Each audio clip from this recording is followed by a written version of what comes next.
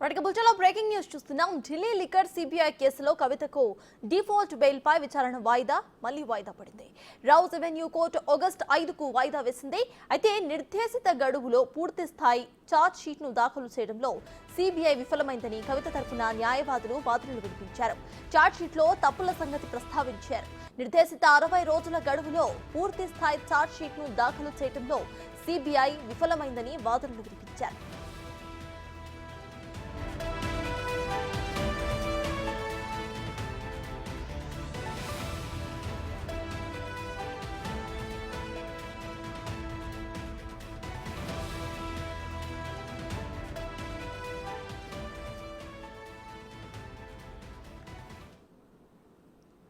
మొత్తానికి Delhi liquor scam కేసులో కవితకు డిఫాల్ట్ బెయిల్ విచారణ మళ్ళీ వాయిదా పడింది. ఇదే విషయంపై పూర్తి డీటెయిల్స్ మా ప్రతినిధి శివ ఢిల్లీ నుండి లైవ్ లో అందించడానికి సిద్ధంగా ఉన్నారు.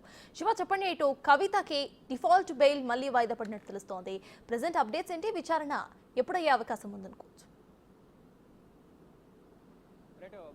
ఢిల్లీ లిక్కర్ స్కామ్ కేసులో అరెస్ట్ అయ్యి సిబిఐ కేసులో కవిత, అలాగే ఈడీ కేసులో 2 కేసుల్లో కూడా తిహార్ జైల్లో ప్రజెంట్ శిక్ష అనుభవిస్తున్నారు. ఈ రోజుతో కవిత జ్యుడిషియల్ కస్టడీ కూడా ముగియడంతో వీడియో కాన్ఫరెన్స్ ద్వారా హాజరుపరిచారు. మరోవైపు కవితకు సంబంధించి గతంలో ఏదైతే సిబిఐ ఛార్జ్షీట్ దాఖలు చేసిందో కవిత పైన ఢిల్లీ లిక్కర్ పాలసీలో కవిత ఏ విధంగా అవినీతికి పాల్పడింది, ఏ విధంగా అక్రమాలకు పాల్పడింది, ఎవరి దగ్గర ముడుపులు తీసుకుంది, దీనికి జోన్లు పొందడం, జోన్లు కేటాయించడం ద్వారా ఎంతవరకు ముడుపులు తీసుకుంది అనే దానిపై కూడా ప్రధానంగా సిబిఐ ఛార్జ్షీట్ దాఖలు చేసింది. దానిలో ఛార్జ్షీట్లో ప్రధానంగా 100 కోట్ల రూపాయలకు సంబంధించి కానీ కవిత ఎవరి నుంచి ఎంత తీసుకుంది, ఇటు నార్త్ గ్రూప్తో కవితకున్న సంబంధం ఏంటి, సౌత్ గ్రూప్లో కవిత ఏ విధంగా కీలకంగా వ్యవహరించారు, వీటన్నిటిపై కూడా కవితపై సిబిఐ ఛార్జ్షీట్ దాఖలు చేసింది. అయితే కవిత ఇక్కడ ప్రధానంగా చెప్తుంది, ఒక వ్యక్తిని ఆరోపణల నేపథ్యంలో అరెస్ట్ చేసిన తర్వాత సిబిఐ కానీ ఈడీ కానీ 60 రోజుల్లోపు ఛార్జ్షీట్ దాఖలు చేయాల్సి ఉంటుంది. కానీ 60 రోజుల్లోపు కవితకు సంబంధించిన ఛార్జ్షీట్ను సిబిఐ దాఖలు చేయకుండా 86 రోజుల తర్వాత ఛార్జ్షీట్ దాఖలు చేయడం,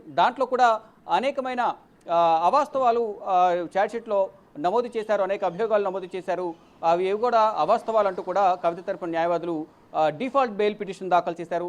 ఈ ఛార్జ్షీట్లో ప్రధానంగా కవితకు సంబంధించి అనేక అభియోగాలు, అనేక అవాస్తవాలు ఉన్నాయి. కాబట్టి కవిత అంటే ఒక నిందితుడికి సంబంధించి 60 రోజుల్లోపు విచారణ చేయలేకపోయారు, దానిలో స్పష్టమైన ఆధారాలు దొరకలేదు. కాబట్టి 86 రోజుల వరకు ఉండి కవితకు సంబంధించి ఛార్జ్షీట్ను దాఖలు చేశారు. ఈ నేపథ్యంలోనే కవితకు డిఫాల్ట్ బెయిల్ మంజూరు చేయాలంటూ కూడా కవిత తరపున రౌజ్ అవెన్యూ కోర్టులో బెయిల్ పిటిషన్ దాఖలు చేశారు.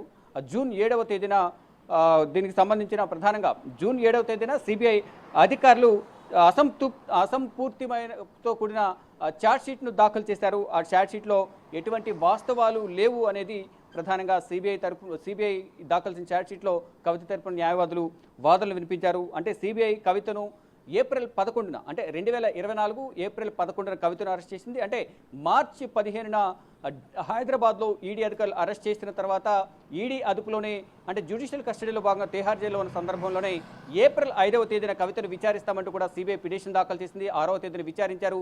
11వ తేదీన కవితను అరెస్ట్ చేశారు. 12వ తేదీన రౌజ్ అవెన్యూ కోర్టులో సిబిఐ కేసులో హాజరుపరిచిన తర్వాత 3 రోజుల సిబిఐ కస్టడీ ఇచ్చారు. దాని తర్వాత జ్యుడిషియల్ కస్టడీ ఈడీ సిబిఐ కేసులో కొనసాగుతోంది. మధ్యలో ఫస్ట్ మధ్యంతర బెయిల్ దాఖలు చేశారు.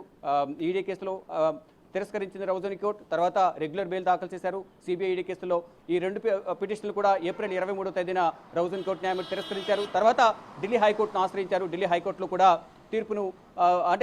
తీర్పు రిజర్వ్ చేసిన తర్వాత మళ్ళీ బెయిల్ పిటిషన్లు తిరస్కరించారు.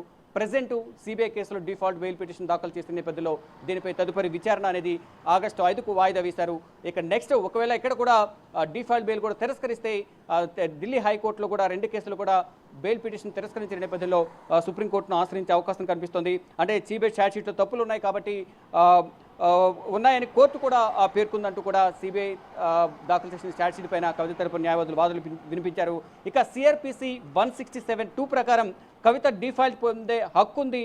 7 ఏళ్ల శిక్ష పడే కేసులో 60 రోజుల వరకు మాత్రమే కస్టడీకి అవకాశం ఉంటుంది. తాము డిఫాల్ట్ బెయిల్ పిటిషన్ దాఖలు చేసింది జూలై 6వ తేదీ నాటికి కవిత 86 రోజుల కస్టడీ పూర్తయిందని కవిత తరపు న్యాయవాదులు వాదనలు వినిపించారు. అంటే ఒక నిందితుడిని అరెస్ట్ చేసిన తర్వాత 60 రోజుల్లోపు మాత్రమే ఛార్జ్షీట్ దాఖలు చేయాల్సి ఉంటుంది. 86 రోజులు ఎందుకు తీసుకోవాల్సి వచ్చింది అంటే ఎటువంటి ఆధారాలు లేవు కాబట్టి అసంపూర్ణమైన ఆధారాలతో ఛార్జ్షీట్ను దాఖలు చేశారు కాబట్టి కవితకు సంబంధించి ఎటువంటి ఆధారాలు సిబిఐ వద్ద లేవు కాబట్టి అందువల్లే ఛార్జ్షీట్ను లేటుగా దాఖలు చేశారు 86 రోజులకు. అంటే దాదాపు 26 రోజులు లేటుగా దాఖలు చేశారు కాబట్టి సిబిఐ ఆరోపిస్తున్నట్లు కవిత దగ్గర ఎటువంటి వాస్తవాలు లేవు, ఎటువంటి ఆధారాలు దొరకలేదు కవితకు వ్యతిరేకంగా అనేది ప్రధానంగా కవిత తరపున న్యాయవాదులు వాదనలు వినిపించారు. ఇక ఇరువురు వాదనలు ఇటు సిబిఐ తరపున కవిత తరపున న్యాయవాదుల వాదనలు విన్న తర్వాత న్యాయమూర్తి కావేరి బవేజా ఆగస్టు 5వ తేదీకి కవిత డిఫాల్ట్ బెయిల్ పిటిషన్పై విచారణ వాయిదా వేశారు. సటస్ రైట్, థ్యాంక్ యూ శివ.